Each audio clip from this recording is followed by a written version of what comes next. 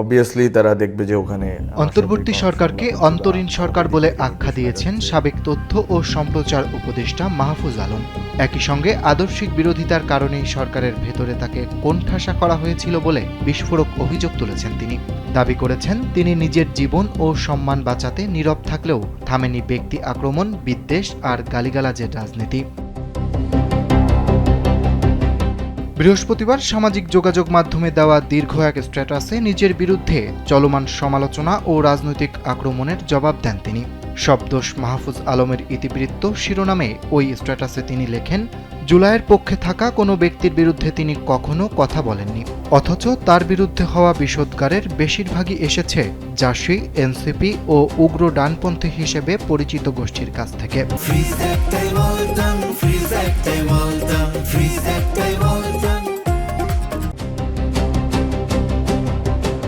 তথ্য মন্ত্রণালয়ে দায়িত্ব পালনের প্রসঙ্গ টেনে তিনি প্রশ্ন তোলেন, ৯ মাস দায়িত্ব পালন করায় যদি তিনি দায়ী হন, তাহলে আগে ও পরে দায়িত্ব পালন করা উপদেষ্টারা দায়মুক্ত থাকবেন কেন?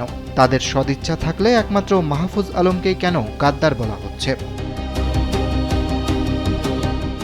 মাহফুজ আলমের দাবি, জামায়াতের রাজনৈতিক আদর্শের সমালোচনা করায় অন্তর্বর্তী সরকারের ভেতরেই তাকে একঘরে করা হয়।